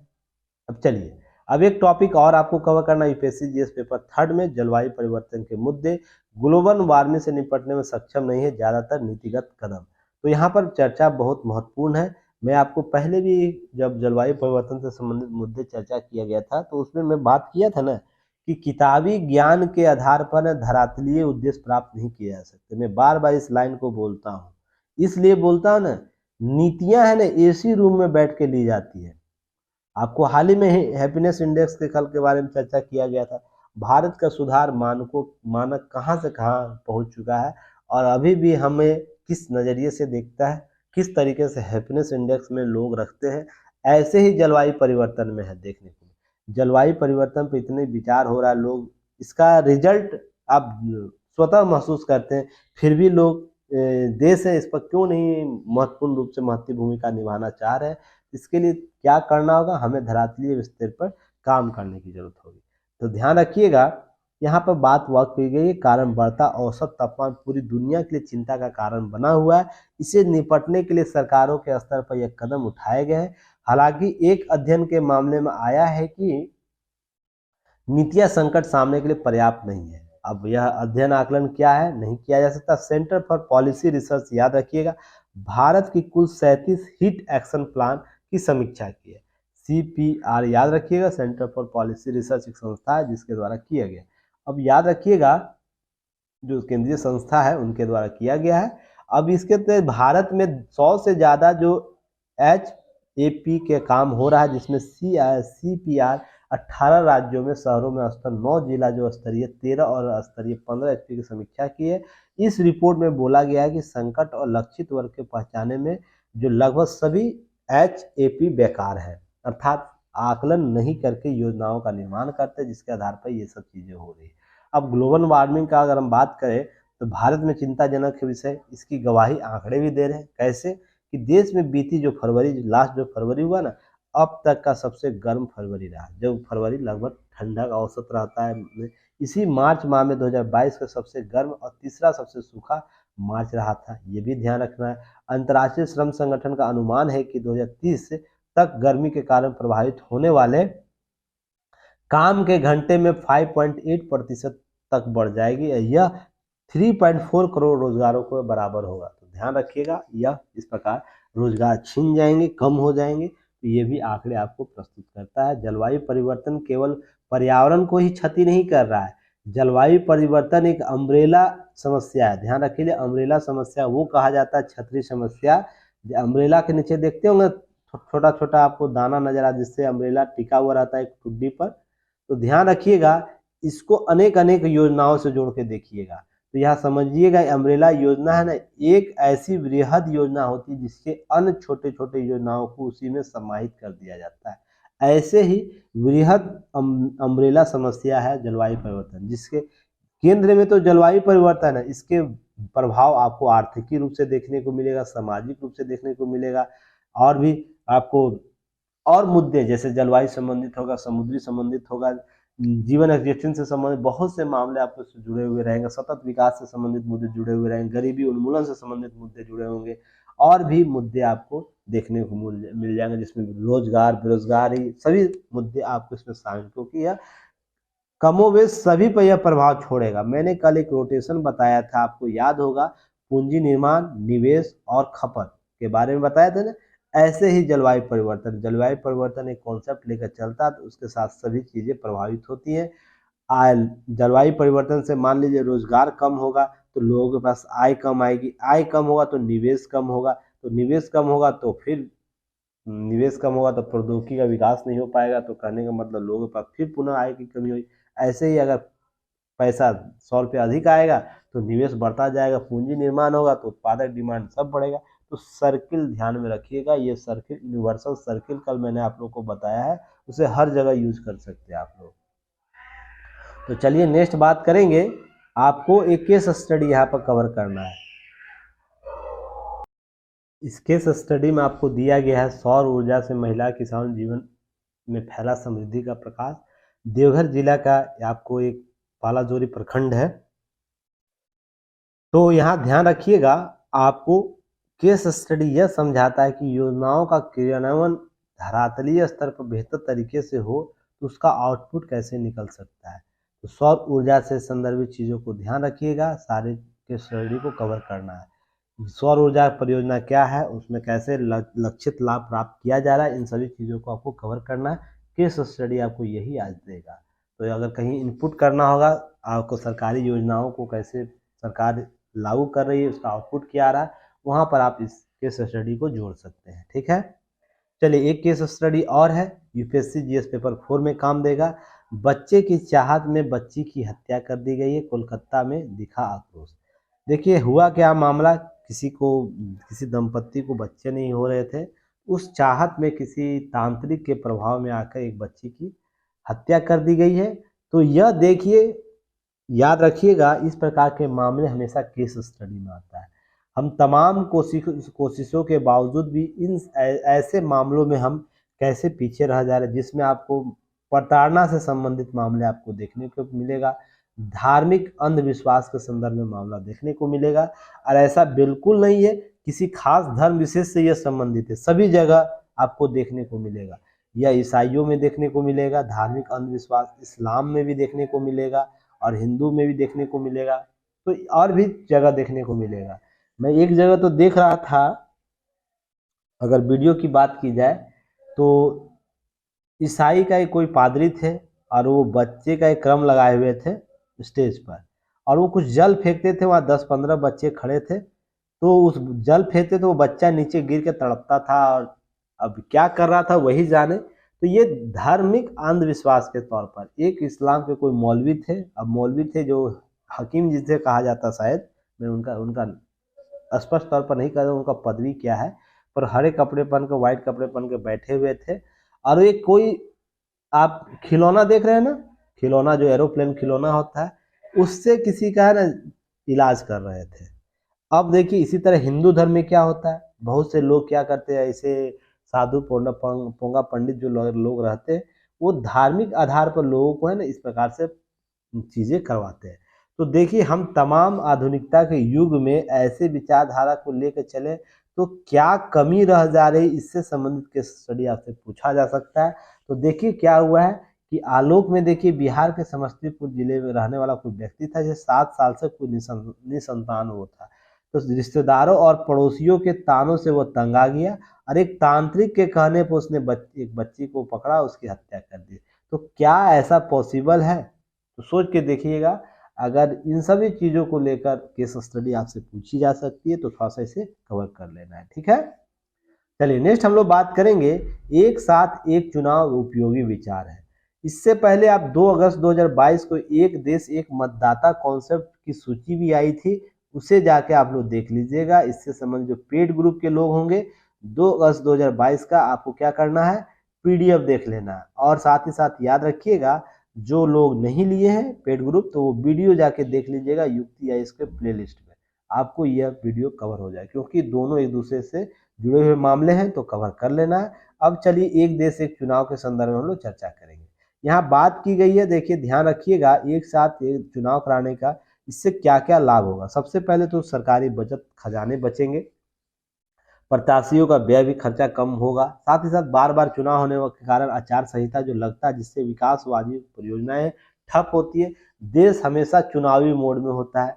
अभी हाल ही में आपको कुछ राज्यों में चुनाव समाप्त हुआ तो अभी कर्नाटक में लगे हुए हैं चुनाव आयोग का चुनाव कराने में। अब इसको समाप्त करेगा, कुछ और राज्यों में चुनाव है अक्टूबर के आसपास, उसको समाप्त करेगा तो लोकसभा चुनाव आ जाएगा। अर्थात चुनाव आयोग का कार्य जनवरी से लेकर दिसंबर तक चलता रहता है। वो इस राज्य में होगा तो कभी इस राज्य में होगा, कभी इस राज्य में होगा, कभी पूर्वोत्तर के राज्यों में होगा, कभी पंजाब हरियाणा के क्षेत्रों में, कभी मध्यवर्ती राज्यों में होगा। तो इसका मतलब है क्या स्थिति कि हमेशा चुनाव से संबंधित जो खर्च है वो बना रहता है। और जो मान लीजिए इन क्षेत्रों में चुनाव हुआ, बजटीय आवंटन तो मान लीजिए आपको 1 फरवरी के बाद केंद्र कर देती है ना, जब बजट प्रस्तुत होता है उसके बाद से। तो ध्यान रखिएगा अब चुनाव हुआ, ये 2 से 3 महीने डिस्टर्ब रहा यह क्षेत्र, तो ये इस कार्यकाल के लिए यहाँ पर आचार संहिता लागू, कोई भी नया कानून, नया आपको इंफ्रास्ट्रक्चर से संबंधित नियम कानून पास नहीं होगा। तो यह बहुत ही विकट समस्या राज्यों के विकास के लिए भी सामने ला देता है, यह याद रखिएगा। दूसरा, लक्ष्य प्राप्त करने के लिए सभी दलों और सरकारों को एक साथ साझा मंच कर एक कोई युक्ति निकालने के साथ में संविधान और कुछ चुनावी सुधार करने की आवश्यकता है, जिसके आधार पर विधि आयोग ने कुछ रिपोर्ट जारी किया था, उसके आधार पर भी हम इसे देख सकते हैं, तभी यह लागू किया जा सकता है, ऐसी बात की गई है लेखक के द्वारा। ये काफ़ी हद तक सही भी है। याद रखिएगा इससे पहले चुनाव आयोग जो था, विधि आयोग ने 1999 में इससे पहले आपको समीक्षा कर चुकी है कि एक देश एक चुनाव होना चाहिए। मामला फिर वर्तमान प्रधानमंत्री के द्वारा भी उठाया जाता रहा है लगातार। तो ध्यान रखिएगा इससे क्या पहले भारत में एक साथ चुनाव होते रहे हैं? तो यहाँ पर ध्यान रखिएगा जब बिल्कुल होते रहे, 1967 तक यह स्थिति चलती रही थी। 1952 का चुनाव एक साथ हुआ है, 57 का चुनाव एक साथ हुआ है, 62 का चुनाव एक साथ हुआ और 1967 का चुनाव एक साथ हुआ। यह स्थिति कब बदली? जब केंद्र और राज्य के स्तर पर सरकारें अलग अलग आने लगी, फिर अल्पमत की सरकारें आने लगी। जब गठबंधन की सरकार गठित होने लगी तो अल्पमत की भी सरकार आने लगी। तो स्थितियां आपको इस तरह वर्तमान स्वरूप में देखने को मिलता है कि चुनाव आयोग हमेशा चुनाव मोड में होता है। तो ध्यान रखिएगा इस राष्ट्रपति केंद्र सरकार द्वारा राज्यों में राष्ट्रपति शासन लगाने के मनमाने ढंग से अनुच्छेद 356 का उपयोग किया गया था, जिसके बाद यह स्थितियां उत्पन्न हुई थी। स्थिति बिगड़ गई, चक्र बिगड़ गया। और ध्यान रखिएगा 1971 पूर्ण गतिरोध चुनाव के मामले, पूर्ण गतिरोध 1971 के साथ जब इंदिरा गांधी ने कांग्रेस के विभाजन के बाद नया जनादेश प्राप्त करने के लिए आम चुनाव का निर्णय लिया और विधानसभा 1972 में हुए। उसके बाद कभी भी दोनों चुनाव एक साथ नहीं हुए थे। ध्यान रखिएगा, यह बैकग्राउंड आपको पता होना चाहिए। अब है कि गवर्नेंस को स्तर पर सुधार करने के लिए देश बार बार चुनावी चक्र के मुक्ति दिलाने के लिए प्रधानमंत्री मोदी के द्वारा ये बातें कई दफा दोहराई जा चुकी है। 2017 से लगातार इनके द्वारा किया जाता रहा है। तो ध्यान रखिएगा लोकसभा और विधानसभा के जो चुनाव है किस प्रकार गवर्नेंस को प्रभावित करती है, इसका एक उदाहरण यह देखा जा सकता है कि कर्नाटक में 1983 विधानसभा चुनाव में रामकृष्ण हेगड़े के नेतृत्व में जनता पार्टी कर्नाटक क्रांति रंगा गठबंधन ने क्या किया, कांग्रेस को है ना परास्त कर सत्ता हासिल कर ली। इसके अगले साल इंदिरा गांधी की हत्या हो जाती है। तो याद रखिएगा इसी दौरान लोकसभा चुनाव कांग्रेस ने राज्य में सत्तारूढ़ गठबंधन को हरा दिया और हेगड़े ने अपने परिणाम से अपनी पार्टी के विरुद्ध जनादेश के रूप में राज्यपाल से नए चुनाव कराने को कहा। अब विधानसभा के लिए चुनाव 7 महीने के बाद हुए, सोच के देखिएगा, यह लोकतंत्र के लिए भी घातक है। इस प्रकार स्थिति बहुत से राज्यों में आपको देखने, ये तो शुरुआती दौर की चर्चा हो रही है, वर्तमान में आपको देखने को मिलता होगा। इस तरह क्या होता है, लोकतंत्र या जनादेश की हत्या होती है। एक दूसरी बात, बार बार लगातार चुनाव करने से समस्याएं उत्पन्न, संवैधानिक समस्याएं भी उत्पन्न होती, प्रशासनिक समस्याएं भी उत्पन्न होती, नीतिगत समस्याएं भी उत्पन्न होती है, और इंफ्रास्ट्रक्चर की तो बात अलग से है ही। तो ध्यान रखिएगा ये 7 महीने में चुनाव करा दिया गया, जिससे क्या हुआ, इस वक्त राजनीतिक अस्थिरता रही, जिससे शासन संचालन चलाने में प्रभावित हुआ। ऐसे कई उदाहरण जहां लोकसभा के जनादेश विपरीत आने पर राज्य के सत्तारूढ़ दुष्ट है। अब ये केंद्र के स्तर पर देखने को मिला होगा कि छोटे छोटे कार्यकाल में, जैसे चंद्रशेखर जी आए थे, उनके संदर्भ में कार्यकाल आप देख सकते हैं, महत्वपूर्ण पक्ष का जनादेश नहीं था, तो बार बार ये चीजें हुई थी। अब विधि आयोग 1999 के 117 पन्नों के रिपोर्ट में यह पुरजोर है ना तरीके से एक देश एक साथ चुनाव कराने की पैरवी की थी, पर 1999 से यह मामला क्या है, पेंडिंग पड़ा हुआ है। अभी ये 2023 में हम लोग चल रहे हैं, तो सोच के देखिएगा। सॉरी। अब देखिए, कार्मिक लोक जो सेवा विधि और न्याय जैसे विभागों से जुड़ी संसद की अस्थायी समिति है, उन्होंने 2015 में भी यह पटल पर रखी है कि बार बार चुनाव को लेकर समिति ने अपनी रिपोर्ट यथार्थ ही कहा है कि जो अक्सर नीतिगत जो जड़ता है उसको शासन अवमूल्यन के अतिरिक्त ऊंची लागत की बोझ बढ़ती है, जिसके आधार पर हम चीजें कवर करते हैं। अब याद रखिएगा, इसी तरह स्वीडन में राष्ट्रीय, प्रांतीय और स्थानीय निकाय चुनाव प्रत्येक 4 वर्ष के अंतराल पर सितंबर के द्वितीय रविवार को दिन कराए जाते हैं। तो ऐसा नहीं कि विश्व में नहीं कराया जा रहा।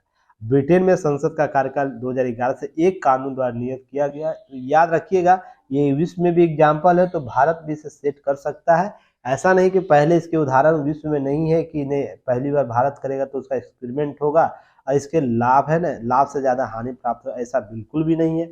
ये भी कॉन्सेप्ट आपको पता ना, 2 देश में इसके एक्सपेरिमेंट किए जा चुके हैं और जहां पर सफल सरकारों का गठन हो चुका है और शासन प्रशासन भी रेगुलर काम कर रहा है। तो आपको यह समझने की जरूरत होगी, हमें समझने की जरूरत होगी, जनप्रतिनिधियों को समझने की जरूरत होगी, हमें देश की संसाधन को बचाना, अतिरिक्त खर्च जो होता है उसे कम करके हम संसाधनों में वृहद पैमाने का वृद्धि कर सकते हैं, एसेट निर्माण कर सकते हैं। ये सब चीजों को ध्यान देना है। चलिए नेक्स्ट हम बात करेंगे एक और टॉपिक, 2-3 टॉपिक है उसके बाद, वाहनों का स्क्रैप नीति। याद रखिए, कम होगा प्रदूषण। तो यह टॉपिक है ना, आपको यूपीएससी के जीएस पेपर 2 और 3 सरकारी नीतियों पर्यावरण के मुद्दे में कवर करेगा। तो आपको क्या करना है, स्क्रैप नीति के संदर्भ में कुछ बातें की गई, उसको ध्यान से देखना है। क्या है कि पर्यावरण प्रदूषण को देखते हुए वित्त मंत्री ने 21-22 के आम बजट में 15 वर्ष से अधिक वाहनों को हटाने के लिए स्क्रैप पॉलिसी लाई थी, घोषणा की थी, जिसके याद रखिए 1 करोड़ से अधिक वाहन ऐसे जो समान वाहनों की तुलना में 10 से 12 गुना अधिक प्रदूषण फैलाते हैं। इसके तहत प्रदूषण जो फैलता है 25 से 30% अधिक कमी होगी। अगर उनको हटा लिया जाता है तो 25 से 30% के प्रदूषण में कमी होगी। यह इंपॉर्टेंट फैक्टर है। साथ ही स्क्रैप पॉलिसी जो है आपको याद रखना है, संख्या में कमी होने के वाणिज्यिक वाहनों जो कुल वाहनों बड़े में लगभग 5% प्रदूषण है, लगभग 65 से 70% योगदान देते हैं। उसकी भी आपको एक प्रोडक्ट मिलेगा, इसका लाभ मिलेगा। ध्यान रखिएगा, कुल वाहनों में प्रदूषण का, वाहनों में जो कुल वाहन है इसके जो वाहनों के प्रदूषण, इनका योगदान 15% है। तुलना यदि आधुनिक वाहनों करें तो पुराने वाहनों के 10 से 15 गुना अधिक प्रदूषण उत्सर्जित होती है, अर्थात हम उसे कम कर सकते हैं। अब एक याद रखिएगा, स्क्रैप पॉलिसी के पीछे सरकार की मंशा है कि निजी वाहनों की बढ़ती संख्या को कम करना और सार्वजनिक परिवहनों का अधिक से अधिक उपयोग करना। यह बहुत ही बिल्कुल भी सही कदम के तौर पर देखा जा सकता है। एक रिपोर्ट भी पहले कही जाती थी या है भी, आप देखिए वर्ष 1994 में जहाँ भारत में सभी बड़े शहरों में 60 से 80% नागरिक जो है सार्वजनिक परिवहन का उपयोग करती थी, वहीं 2019-20 के आंकड़े घट कर यह केवल 25 से 35% रह गया है। सोच के देखिएगा, अर्थात निजी वाहनों में संख्या बढ़ी है तो रोड पर आप जैसे ही निकलिए पी पा आवाज़ शुरू हो जाएगा। तो ध्यान रखिएगा, इससे ध्वनि प्रदूषण भी होता है, वायु प्रदूषण भी होता है और हीट जोन भी बनता है ना। चर्चा में किया हूँ, हीट जोन उसे कहते हैं जो किसी खास क्षेत्र में आपको तत्कालिक रूप से वहाँ का तापमान में वृद्धि होता है। मान लीजिए आसपास का तापमान 22 डिग्री है तो इसका तापमान आपको 28 डिग्री हो जाएगा। इसका मतलब यह होता है यहाँ पर कुछ गाड़ी वाहन फंसा हुआ है, जाम लग गया है, जिससे वहाँ प्रदूषण निकला, धुआं निकला है, तो वहाँ से हीट जोन क्रिएट हो गया है। तो उसे ध्यान रखिए, ये भी आपको होता है, शहरों की सबसे बड़ी समस्या है। याद रखिएगा, कोरोना महामारी के बाद अधिकांश सक्षम लोगों ने निजी वाहन खरीदने की प्राथमिकता दी थी, क्योंकि यह सिर्फ अपना जान, याद रखते हैं सेफ यातायात होगा, हम कोरोना से प्रभावित नहीं होंगे, इसलिए आप ये चीज़ें अब याद रखिएगा। Centre for science and environment की एक रिपोर्ट है, जिसमें हालिया रिपोर्ट में बोला गया है 10 किलोमीटर यात्रा बस करने से औसतन एक व्यक्ति द्वारा 0.01 ग्राम पार्टिकल मैटर्स पीएम उत्सर्जित होता है। अर्थात मान लीजिए एक बस में 50 लोग की सीट है, बैठे हुए हैं, तो औसतन ये कितना खर्चा करेंगे 50 व्यक्ति मिलकर 0.01 ग्राम पार्टिकल्स। वही अगर उतनी ही दूरी तय करने में कार द्वारा कितना खर्च किया था 0.08 ग्राम, यानी 8 गुना दोपहिया वाहनों में 0.1 ग्राम यानी 10 गुना अधिक पार्टिकल मैटर उत्सर्जित होता है। सोच के देखिएगा, सार्वजनिक वाहन में सफर करने कितना लाभ होता है और व्यक्तिगत वाहन में यहाँ 8 और 10 गुना का पार्टिकल मैटर हम अधिक उत्सर्जित करते हैं। डिजिटल चलित रिक्शा की बात करें तो याद रखिएगा यह 0.4 ग्राम प्रति 10 किलोमीटर से रिपोर्ट। तो याद ध्यान रखिएगा, यह मामले में औसतन चंडीगढ़ एक वाहन में 26 पॉइंट सबसे अधिक करता है, वही 250 ग्राम कार्बन डाइऑक्साइड उत्सर्जित करता है, जबकि दिल्ली में औसत क्रमशः कितना है आपको 9.1 और 120। तो देख सकते हैं 120 ग्राम आपको पार्टिकल मैटर निकलता है। अब यह सार्वजनिक वाहनों पर हमें कैसे काम करना, पॉलिसी कैसे आएगी, 2021-22 में पॉलिसी आ चुकी है। नेशनल ग्रीन ट्रिब्यूनल जो है NGT, Delhi pollution control committee के अधिकारियों को बताया था कि दोपहिया और डीजल गाड़ी पेट्रोल जो है ना उसको अधिक प्रदूषण फैलाती है, तो वायु प्रदूषण दोपहिया वाहनों को 30% योगदान देता है, तो उसको कम करने का प्रयास करो। और हाल ही में एनजीटी के द्वारा ऐसे प्रावधान भी किए गए जिस पर इस पर काम करने के लिए ऑड इवन नंबर या तो बहुत से नियम लागू किए गए हैं। तो चलिए क्वेश्चन का उत्तर आप लोग बताइएगा, जलवायु परिवर्तन को शहरों में वायु प्रदूषण को कम करने के लिए सरकारों के द्वारा कौन कौन से प्रयास किए, केंद्र के स्तर पर, राज्य के स्तर पर। मैं लिस्ट एक बार दिया था, अगर आप लोग पढ़े होंगे सीरियस होके, जो चीज़ों को कवर किए होंगे लिस्ट उनको याद होगा। और ऐसा कोई भी टॉपिक नहीं है जिसको मैंने अभी तक कवर नहीं किया है। एक दो टॉपिक ऐसा होगा जो अभी तक कवर नहीं होगा, जो आने वाले समय में मैक्सिमम टॉपिक आप लोगों का कवर हो चुका है। इसलिए याद रखिएगा, अगला दिसंबर तक आपको रिपीटेड चीज़ों को कवर करना है। अगर 10 टॉपिक मान लीजिए आपको दिसंबर तक पढ़ना है तो याद रखिएगा 7 टॉपिक आपका कवर हो चुका है। केवल 3 टॉपिक जो नए आएंगे तो उसको कवर करना है। तो इतना चीज़ें कवर हो चुकी है, बस चीज़ों को पीडीएफ को पढ़िए, वीडियो को देखिए, की नोट्स बनाइए, कोई कन्फ्यूजन। इसलिए अभी आपको ऐप पर है ना लिमिटेड चीज़ें अपडेट हो रही होंगी, दैनिक जागरण न्यूज़पेपर एनालिसिस में पीडीएफ, इसलिए कि क्योंकि पहले के सारे पीडीएफ अपलोड हो चुके हैं, उसको केवल देखना है, उतना से ही आपका सारा एग्जाम का जीएस का पार्ट जो करंट से रिलेटेड चीज़ें कवर हो जाएंगे। इधर उधर की बातें नहीं कीजिएगा, नहीं तो कल एक हम राजस्थान से एक स्टूडेंट हमारी जो कल जुड़ी हैं, उनका कन्फ्यूज़न यही था कि पीडीएफ अपलोड नहीं है। तो इसलिए आप लोग के मन में भी आता होगा, तो क्या करना है, अगर किन्हीं को समस्या है तो हमसे डायरेक्ट बात कर लीजिएगा, मेरा नंबर आप लोगों को पता ही है। और नहीं पता तो ऐप डाउनलोड कर लीजिएगा, ऐप डाउनलोड करने के बाद हमारी टेक्निकल टीम आपसे बात करके आपसे नंबर ले लेगी, मुझे फॉरवर्ड कर देगी। अगर टेक्निकल टीम के चीज़ कवर कर लेंगे उसके बाद मुझे फॉरवर्ड होता है, मैं डायरेक्ट बात करता हूँ। इस प्रकार का कन्फ्यूज़न नहीं रखना है, ठीक है ना। चलिए नेक्स्ट बात करेंगे, एक महत्वपूर्ण है सीबीआई ईडी की जांच सुप्रीम विरोध है। तो यहाँ पर बात देखिए 20 अगस्त 2022 में भी सीबीआई से संबंधित जांच एजेंसी से संबंधित टॉपिक को कवर किया गया है। तो पीडीएफ आपको देख लेना है और या तो वीडियो देख लेना है, ठीक है। यह टॉपिक है यूपीएससी के जीएस पेपर 2, संवैधानिक संस्थाएं, वैधानिक संस्थाएं, अन्वेषण एजेंसियां से संबंधित जो टॉपिक होता है उसमें शामिल होगा। तो ध्यान रखिएगा, यहाँ पर चीज़ें स्पष्ट है। हाल ही में प्रदेश के, यह देखिए राज्य ब्यूरो प्रमुख है बंगाल के जयकृष्ण वाजपेयी के द्वारा ये बातें की जा रही है। तो आम व्यक्ति नहीं है, यह सीबीआई से जुड़े हुए लोग हैं। तो यहाँ पर ध्यान रखिएगा, हाल ही में विभिन्न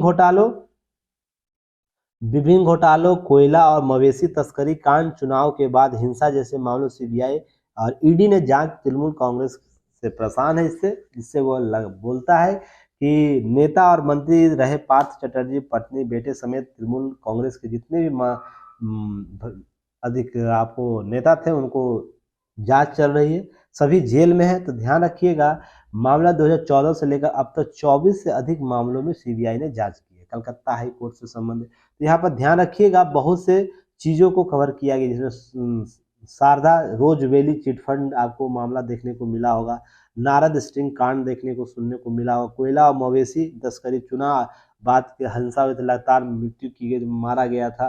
तो ये सब चीज़ें देखिएगा। ग्रुप डी ग्रुप सी की भर्ती जो थी, तो नरसंहार हाल ही में हुआ था, वहाँ उसकी जांच भोजपुर में हिंदुओं को काट दिया, इसलिए जांच एजेंसियां जांच कर रही है। और बार बार लगाया जाता है कि इस पर एक बंगाल में प्रस्ताव ला दिया गया कि यह संस्थाओं का दुरुपयोग किया जा रहा है। तो देखिए, सितंबर में विधानसभा बंगाल केंद्रीय एजेंसियों के कथित यात्रियों के लिए विरुद्ध एक प्रस्ताव लाया गया, और उस प्रस्ताव में चर्चा के दौरान ममता बनर्जी जो वेस्ट बंगाल के मुख्यमंत्री, उनके द्वारा बोला गया, मुझे नहीं लगता है कि पीएम मोदी सीबीआई ईडी का दुरुपयोग कर रहे हैं, बल्कि कुछ भाजपा नेता अपने हित के लिए ऐसा काम कर रहे हैं। तो मैं पीएम मोदी से सरकारी पार्टियों के कामकाज को अलग अलग रखने का आग्रह करती है, देश के लिए अच्छा नहीं होगा, इनके द्वारा बोला गया। तो आप बताइएगा, मैंने पहले भी सीबीआई या ईडी के संदर्भ में कुछ बातों को स्पष्ट किया था 20 अगस्त के न्यूज एनालिसिस में। उस दिन कुछ आधार बताया था, तो कितने लोगों को वो आधार पता है जिसके आधार पर हम यह कह सकते हैं कि कोई संस्था पक्षपात रूप से काम कर रही है। मैंने बताया था, कोई संस्था पक्षपात रूप से काम नहीं कर रही थी। वो आधार आपको आज लिख के कमेंट सेक्शन में बताना है। तो चलिए, उम्मीद करता हूँ आप सभी उत्तर दीजिएगा। यह मामला यह सब है, तो इसे देखिएगा, समझिएगा। अब आर्थिक परिवर्तन में सुशासन कितना अहम रहता है, तो यूपीएससी के जीएस पेपर 3 में आर्थिक सुशासन से संबंधित टॉपिक को यह कवर करता है। तो कोशिश कर सकते हैं इन सब चीज़ों को कवर करने के लिए। देखिए, हाल ही में दिसंबर में खुदरा महंगाई 6% के नीचे स्तर पर पहुंच गया, अर्थात अमेरिका में देखिए 6.4% है, ब्रिटेन में 10% है। महंगाई बचत करने से कमजोर करती है और जीवन जीने के मामले में व्यय की स्थिति तुलनात्मक रूप से बढ़ा कर देती है। ऐसे में कमाई का अनुपात यदि यह संतुलित नहीं रहा तो कई समस्या उत्पन्न हो जाएगी।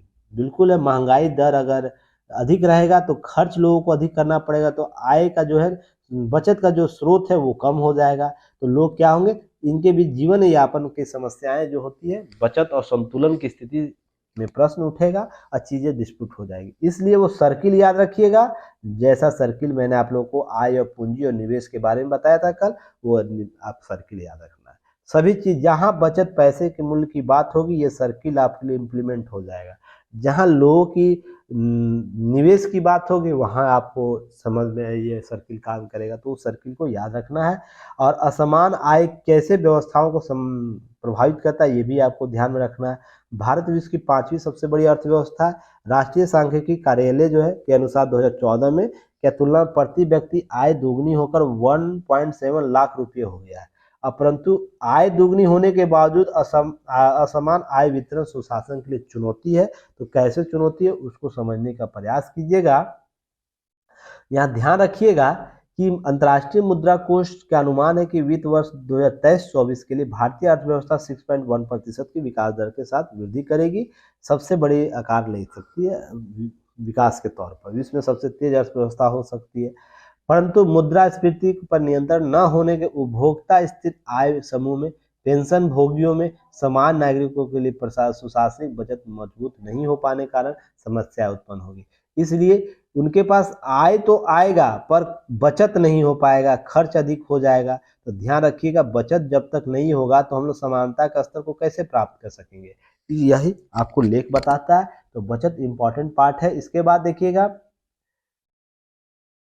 देखिए यहाँ पर 2019 में यह सबसे अधिक रेपो रेट था, जून में जो किए गए जून, इस दौरान सबसे कम रेपो रेट 2020 में 4% था। तो ये सब स्थितियाँ बैंकों के उधार से संबंधित चीज़ों को प्रभावित करता है। अब याद रखिएगा, मॉनिटरी इंडियन इकोनॉमी 2022 में भारत बेरोजगारी जो आंकड़े जारी किए हैं उसमें 8.3% जो उस वर्ष का सर्वाधिक रहा। बेरोजगारी भी इस बात के संकेत है कि सुशासन के पहल संशय भरी और आर्थिक उल्लंघन की बात करता है। यहाँ पर ध्यान यह है कि यह चिंता का विषय है। तो इसमें हमको क्या करना, समावेशी विकास के लिए कौशल के अभाव में आर्थिक असमानता और बेरोजगारी और गरीबी जैसे परिप्रेक्ष्य को उधार ले चुके हैं। समावेशी विकास के लिए अंतर्गत बदलाव कमी धीरे देखने को मिले। किसानों की आय दोगुनी करने की आवश्यकता संकल्प 2022 में लिया गया है। अब देखिएगा, किसानों के आय में वृद्धि, फसलों के उत्पादन में वृद्धि, पशुपालन की उत्पादकता, फसल की सघनता, उसकी उचित कीमत, समय और साथ साथ विविध युक्ति खेती भी संभव है। तो अर्थात हम अगर बचत करते हैं तो हमारे पास और भी विकल्प निकल कर सामने आएंगे। तो ध्यान रखिएगा, असमानता दूर करने के लिए बचत सबसे इम्पोर्टेंट पार्ट है। तो बचत हम जितना अधिक करेंगे, आय जो उच्च वर्ग है निम्न वर्ग है उसके बीच के स्तर को प्राप्त कर सकेंगे। नहीं तो इसके लिए हम चीज़ों को ऐसे ही डिस्प्यूट के क्षेत्र में देखते रहेंगे और समस्या उत्पन्न होते रहेगी। तो याद रखिएगा, इन सब चीज़ों को आपको कवर करना है और बेहतर तरीके से कवर करना है। और भी कुछ नई न्यूज़ है, बाकी न्यूज़ आज के लिए रिलेवेंट नहीं है, बाकी जब कवर किया जाएगा देखा जाएगा। फिर हम लोग मिलते हैं कल एक नए न्यूज एनालिसिस के साथ। आप युक्ति आई इसको सपोर्ट कीजिए, विजडम एजुकेशन को सपोर्ट कीजिए और हमें बेहतर मुकाम पर पहुंचाइए। धन्यवाद, जय हिंद।